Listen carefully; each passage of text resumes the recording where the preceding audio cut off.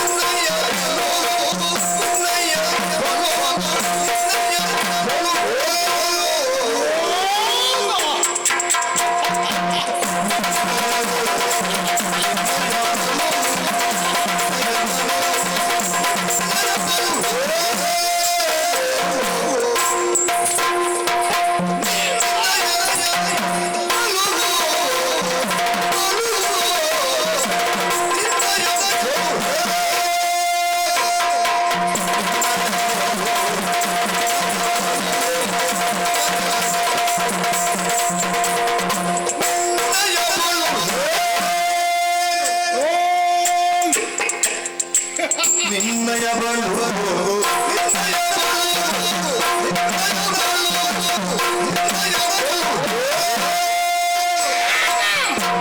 ಧರ್ಮಜ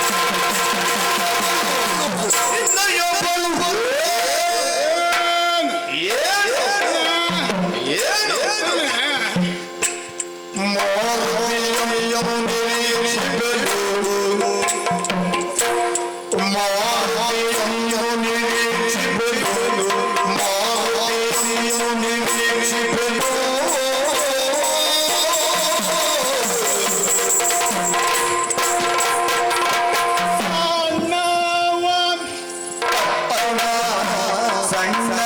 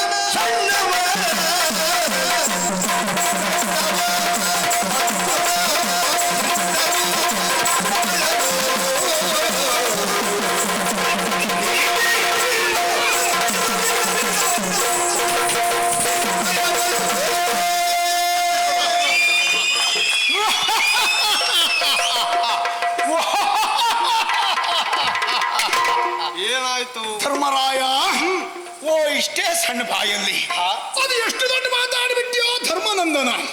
ಅದಲ್ಲದೆ ಇದ್ರೆ ನಾನು ಈ ದಿವಸ ಆಯ್ಕೆ ಮಾಡಿರುವುದು ಗದಾಯುದ್ಧ. ಆ ಗದಾಯುದ್ಧಕ್ಕೆ ಯಾರನ್ನೇ ಆಯ್ಕೆ ಮಾಡಿದ್ರು ಬರ್ತೇನೆ. ಅದರಲ್ಲಿ ನಿನ್ನನ್ನು ಆಯ್ಕೆ ಮಾಡಿದ್ರೆ నేను ಸಿದ್ಧ ಇದ್ದೆ. ಗದಾಯುದ್ಧಕ್ಕೆ ನಿನ್ನಯ ಬಲು ಏನು ನಿನಗೆ ಗೊತ್ತಿಲ್ಲ. ನಿನ್ನಲ್ಲಿರುವಂತಹ ಬಲ ಎಷ್ಟು, ನಿನ್ನಲ್ಲಿರುವಂತಹ ಛಲ ಎಷ್ಟು, ನೀನೆಂತ ಬಲಾಢ್ಯ ನಿನಗಿಂತಲೂ ಚೆನ್ನಾಗಿ ನಾನು ತಿಳಿದಿದ್ದೇನೆ. ನೀನು ಹೋರಾಟಕ್ಕಲ್ಲ, ನೀನು ನನ್ನಂಥವನಲ್ಲಿ ಕಾದಾಟಕ್ಕಲ್ಲ. ಮತ್ತೆ ನಿನಗೆ ಅಂತಲೇ ಹೇಳಿಸಿದ ಕ್ಷೇತ್ರ ಉಂಟು. ವಿರಾಟ ನಗರದಲ್ಲಿ ಕಂಕ ಸನ್ಯಾಸಿಯಾಗಿ ದೇವರ ಕೋಣೆಯನ್ನ ಸೇರಿ ಪೂಜೆ ಮಾಡಿಕೊಂಡಿದ್ದಂತೆ. ಹೌದು. ಹರ ಹರ ಹರ ಹರ ಶಂಭೋ ಮಹಾದೇವ ಅಲ್ವಾ? ನೀನು ಅದರಲ್ಲಿ ಎತ್ತಿದ ಕೈ, ಅದು ಬಿಟ್ರೆ ಇನ್ನೊಂದರಲ್ಲಿ ನೀನು ಜಾಣ. ಗಡಗಡ ಗಡಗಡ ಗಡಗಡ ಗಡಕ್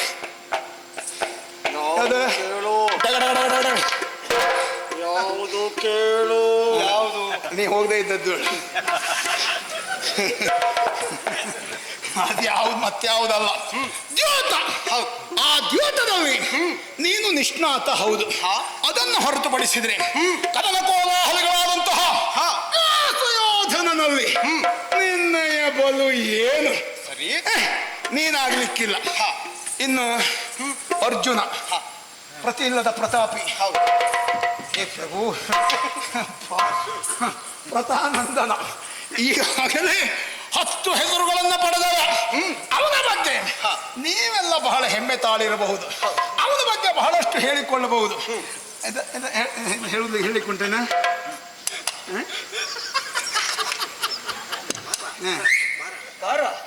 ಅದೇ ಹಿಡ್ಕೊಂಡು ಊರ್ ಮೇಲೆ ಹೋಗ್ತೀಯ.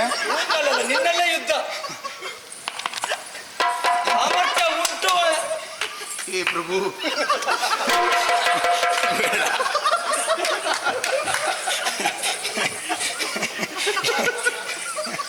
ಈಗ ಬೇಡ. ಅದಲ್ಲ, ಆ ಅರ್ಜುನನಲ್ಲಿ ಏನು ಯೋಗ್ಯತೆ ಉಂಟು ಎನ್ನುವುದು ನಾನು ಚೆನ್ನಾಗಿ ತಿಳಿದಿದ್ದೇನೆ. ಈ ಪ್ರಪಂಚದಲ್ಲಿ ಪ್ರಚಾರ ಮಾಡುವವರು ಒಂದು ನಮ್ಮವರೇ ಇದ್ರೆ, ಹೌದು, ಏನು ಅಲ್ಲದೆ ಇದ್ದವನು ಬಹಳ ಹೆಸರುವಾಸಿ ಆಗ್ತಾನೆ ಎನ್ನುವುದಕ್ಕೆ ಸಾಕ್ಷಿ ಅವ.